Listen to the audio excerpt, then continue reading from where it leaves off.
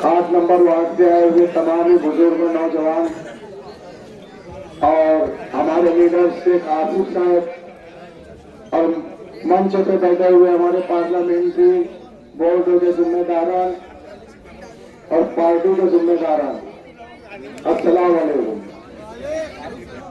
आप लोगों से मैं बोलना चाहूंगा कि हमने इस्लाम पार्टी से उम्मीदवारी करने के लिए टिकट मांगा था और माशाल्लाह पार्टी ने और शेख आसिफ साहब ने हम 4 लोगों को टिकट फाइनल किया। मैं निहाल अहमद, सलीम अनवर साहब, जलील हाजी शाह साहब, अब्दुल हसन वाला साहब। अल्लाह के करम से शेख आसिफ साहब ने ऐसे लोगों को टिकट दिया है कि हम जमीन पर रहकर गरीबों का काम करने वाले लोग हैं, जमीन पर रहने वाले लोग हैं। आज हमारे सामने जो उम्मीदवार है, यहाँ जितने भी लोग बैठे हैं, आपको ये पता नहीं होगा MIM से कौन उम्मीदवार है, कोई नहीं बता सकता। मैं बोलता हूँ नाम नहीं मालूम होगा, पता नहीं कहां से लाकर निहाल नगर में डाल दिए गए हैं। रही दूसरी बात, हमारे ही अपने लोग टिकट का दावा कर रहे थे, टिकट मांग रहे थे, लेकिन किस्मत की बात है, किसी को टिकट मिला, किसी को नहीं मिला। लेकिन वो ये ऐलान कर चुके थे कि हमको अगर इस्लाम पार्टी से टिकट मिलता है तो हम उम्मीदवारी करेंगे, नहीं इस्लाम पार्टी से टिकट मिलता है तो हम पार्टी के साथ रहेंगे। मैंने मीटिंग में कहा था कि अगर पार्टी से टिकट मिला तो मैं उम्मीदवारी करूंगा, अगर टिकट नहीं मिला तो पार्टी के साथ रहकर वर्कर बन के पार्टी का काम करूंगा। आज कुछ लोग अपनी जबान से मुकर गए। ये इलेक्शन जो होता है, इलेक्शन के वक्त पर आने पर 2-4 जगह 2-4 विलेज बनाने से इलेक्शन नहीं होता है। इलेक्शन होता है 5 साल मेंबरी होने के बाद। आज 22 जून आएगा, हम लोगों को 4 साल हो जाएंगे हमारी मियाद खत्म होने के लिए। लेकिन शेख आसिफ साहब, मरहूम शेख रशीद साहब ने हम लोगों को 2017 में टिकट दिया था। हमारी काबिलियत देखकर हमें टिकट दिया गया था और हम लोगों ने काम किया। काम अगर मैं गिनाने बैठूंगा तो बहुत बड़ी लिस्ट बनेगी। रायपाल चौक से पानी की पाइप लाने, पानी की लाइन पाइपलाइन अमरूद योजना में लाने वाले हम हैं। निहाल नगर में मेरी माँ बहनें सुन रही होगी, मेरी माँ बहनों को पता है कोरोना जैसी बीमारी में इस निहाल नगर के वार्ड में मैंने मेरे हाथों में 17 डेड बॉडी 17 मैयत हॉस्पिटलों से घरों तक कब्रिस्तान में पहुंचाने का काम किया है। मेरी माँ बहनों को आज वो एहसान है कि शेख रशीद साहब ने ऐसे उम्मीदवार उतारे थे कि जो हमारे दुख दर्द में, हमारे संगीन मसाइल में हमारे साथ खड़े थे। और आज जो हमको 4 कारपोरेटर है, शेख आसिफ साहब ने भी उसी दिनों पर हम लोगों को टिकट दिया है। आज मेरे सामने एक ऐसा मध्य मुकाबिल शख्स आगे खड़ा है कि नाम बहुत बड़ा है, कभी आप लोगों ने सुना होगा, आप लोगों ने कभी सुना होगा, लेकिन गरीबों के दुख दर्दों में कहीं नहीं देखा होगा आपने। यही निहाल नगर की आवाम है, इंगलाज नगर की आवाम है, सर्वे नंबर 55 की आवाम है। इन्होंने कभी दुख दर्दों में किसी को देखा नहीं होगा। और हम वो लोग हैं, हम 4 कारपोरेटर वो लोग हैं, ये कोने से वो कोने तक पूरे वार्ड की नुमाइंदगी करेंगे। मैं वादा करता हूँ आप लोगों से, हम एक दूसरे के साथ चलकर, कोई आए नहीं आए, शेख आसिफ की सरपरस्ती में आप लोग जैसा बोलेंगे हम लोग वैसा काम करेंगे। और अपनी 2 बात बोलकर मैं अपनी बात खत्म करूंगा। आपके पास एक वोट मांगने के लिए कोई आएगा, याद रखना, वो एक वोट तो आपकी जाए हो जाएगी। ये कर है, हम 162 वोट से आ रहे हैं, हम असेंबली में 162 वोट से आ रहे हैं, हिम्मत नहीं आ रहे। हमारे लीडर ने हमारे लिए ये सबसे बड़ी बात है। जब पेटी खुलेगी तो हमको काउंटिंग के दिन मालूम पड़ जाएगा कौन भी पेनल्टी कितनी और मिली है, तो कहीं ऐसा ना हो हमारे लीडर ये ना सोच ले कि ये 162 वोट से मैं हारा है तो कहीं इन्हीं लोगों ने तो नहीं वोट काटी है मेरी। तो अपने मुआवजे में, अपने घर में आप लोगों को बोलना चाहूंगा कि ये मत तोहमत आने देना, ये इल्जाम मत आने के, नहीं हमने नहीं किए थे।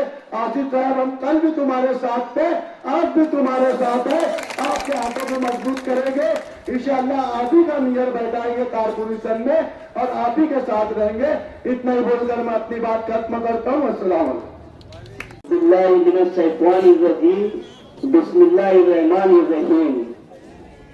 आज की इस मीटिंग में आए हुए इस्लाम पार्टी के और हमारे लीडर सदर मोहतरम आसिफ शेख रशीद साहब, हमारे पार्लियामेंट्री बोर्ड के सभी सरपरस्त और उम्मीदवार और इस्लाम पार्टी ने जो उम्मीदवार दिए उसमें न्याल हाजी साहब, जलील शाह साहब, अज्जुल अस्सरवाला साहब और मैं कुछ सभी मेंबर। वार्ड नंबर 8 में ये एक इंतखाबी मीटिंग जब जनते की तरफ जा रही है। आप लोगों को मालेगांव कारपोरेशन में 15 तारीख को वोट करना है, मगर वोट करने से पहले आप लोगों को ये बात ध्यान में रखना होगी कि पार्लियामेंट के इलेक्शन के बाद मालेगांव शहर में जिस तरीके से फिरका परस्तों ने नजरें डाली, बीजेपी सरकार ने किरण सुमैया जैसे लोगों को भेज करके मालेगांव शहर में रोहिंग्याई और बांग्लादेशी मुसलमान रहते हैं ऐसी गलत अफवाहें उड़ा करके जो हमारे मालेगांव शहर की बेगुनाह माए बहनें और बुजुर्गों पर गुना दाखिल किए गए, उनको जेल की सलाखों के पीछे किया गया। और आज भी कुछ लोग जेल की सलाखों के पीछे हैं, कुछ लोगों की जमानत हुई है। मगर ये तकलीफ में और ये भंडल जिस तरीके की मुसीबत इस शहर पर आई थी, ये शहर उम्मीद भरी नजरों से शहर के एमएलए को देख रहा था। मगर उस वक्त इस शहर की मदद करने के लिए एक मर्द मुजाहिद उठा और जिसने माइनॉरिटी डिफेंस कमेटी बनाई वो मर्द मुजाहिद शेख आसिफ शेख रशीद था, जिसकी तरफ पूरे शहर में निगाह उठा करके देखा। दोस्तों 162 से हारने के बाद अगर कोई कारपोरेटर हार जाए तो 2 महीने तक के कहीं दिखेगा नहीं, मगर ये वो मर्द मुजाहिद था जो 162 वोट से हारने के बाद भी दूसरे दिन से मालेगांव शहर का दौरा करने के लिए निकल गया। मैं आप लोगों को ये भरोसा दिला दूं और ये विश्वास दिला दूं कि मालेगांव शहर कारपोरेशन में आपको किसको इख्तियार देना है, आपको किसको इख्तियार पर बैठाना है, ये इस वार्ड का और इस शहर की आवाम को फैसला करना होगा। जो आप लोगों के काम करेगा वो इस शहर पर राज करेगा, जो आप लोगों की मुसीबत में काम आएगा वो इस शहर पर राज करेगा।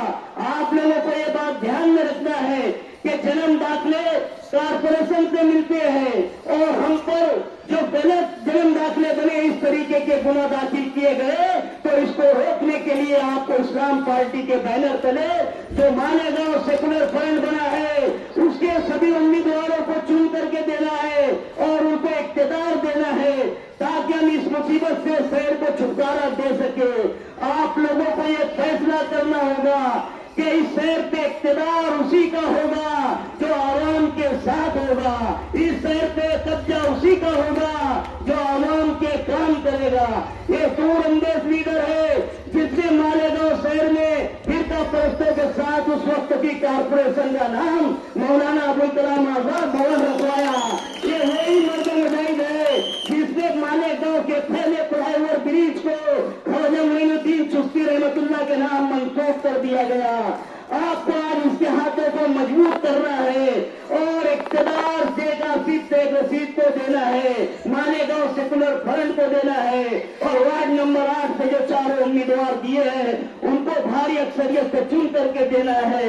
मैं मेरी बात खत्म करता हूँ और आसिफ शेख रशीद साहब की नजर एक शेयर करता हूँ कि दुआ करो कि सलामत रहे इसकी हिम्मत, दुआ करो कि सलामत रहे इसकी हिम्मत। ये चिराग कई आंधियों से भारी है। खुदा हाफिज़।